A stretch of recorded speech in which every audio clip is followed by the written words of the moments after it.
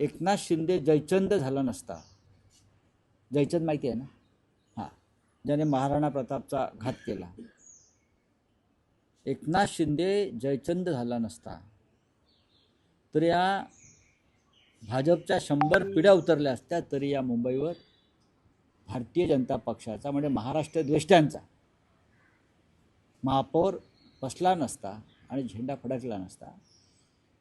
एकनाथ शिंदे आणि त्यांच्या लोकांनी जी जयचंदगिरी केली, मला तर तो प्रसंग आठवतो आहे. शनिवार वाड्यावरचा जरीपटका उतरवला, शनिवार वाड्यावरचा मराठ्यांचा साम्राज्याचा जरीपटका उतरवणारा बाळाजी पंत नातू, आणि त्याने स्वतःच्या हाताने शनिवार वाड्यावरती युनियन जॅक फडकवला ब्रिटिशांचा. हे त्या अवलादीचे लोक आहेत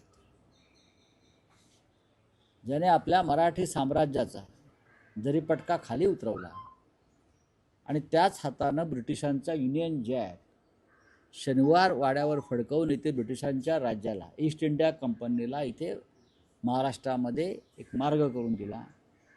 त्या बाळाजी पंत नातू व जयचंद यांच्या या अवलादी आहेत. या अवलादी नसत्या तर म्हटलं ना, मुंबईमध्ये त्यांच्या 100 पिढ्या उतरल्या तरी स्वतःचा महापौर करू शकले नसते, जे महाराष्ट्र दृष्ट्यांचा महापौर होऊ शकतो.